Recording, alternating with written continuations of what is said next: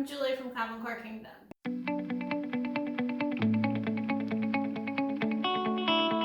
Today we're going to talk about teaching main idea and details. First, I'm going to go over the scope of how main idea details should be taught in each grade. In kindergarten and first grade, you should be focusing on main topic and details. The main topic is just one word that describes what the whole passage is about. Then in second grade, you're talking about main topic and details in a multi-paragraph passage, and that's according to Common Core standards. I also feel that even though it's not explicitly in the standards, you should be moving kids towards determining the main idea in second grade. My students were still tested on that in standardized testing, so this is something they can do, and you should start getting them to identify the full main idea. Then in third grade, you're focusing on determining the main idea and details.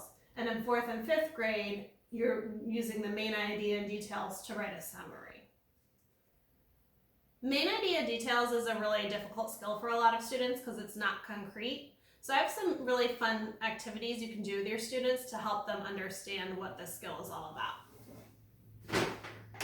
First activity I always like to do with my class was a mystery main idea bag.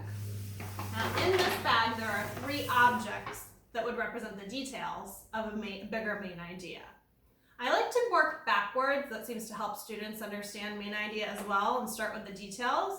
So I'll tell students, inside this bag I have 3 objects and you need to be detectives to help me figure out what this bag is all about.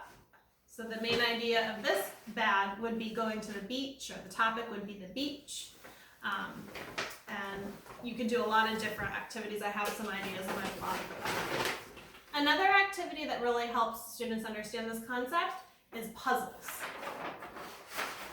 I work backwards and start with each puzzle piece representing the detail, and students have to guess what the whole picture is about.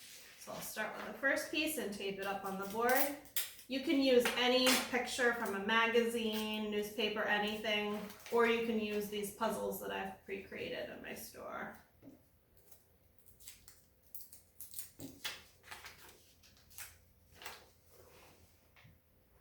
And you'd ask, what detail is this showing? And students would say, oh, there's 2 kids bundled up in winter clothes. So we'd write that detail there. And then I'd show them the next picture.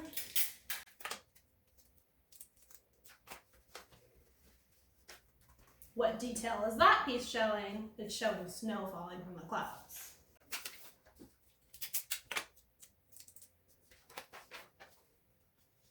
What detail is this showing? It's showing the dark clouds and the bare tree branches. So we write that as our third detail.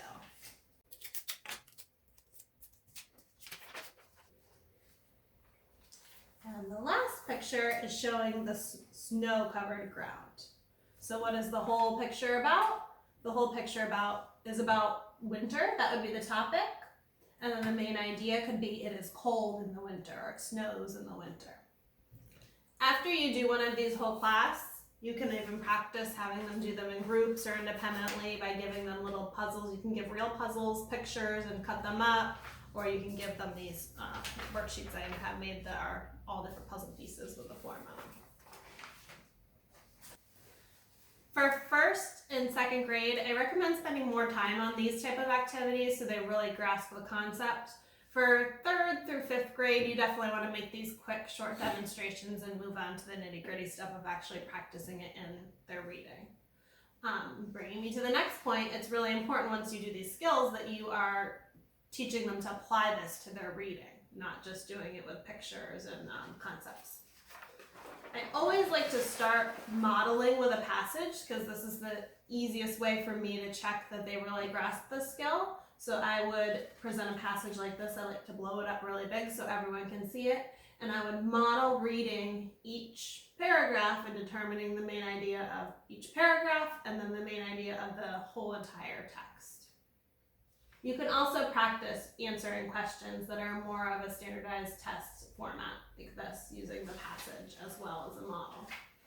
In addition to using passages, you want to make sure that your students can also do this in their independent reading. So it's really important to practice in their nonfiction books. You can use sticky notes or any other way to assess that they're actually determining the main idea while they're reading. I hope these tips for teaching main idea help you and your students.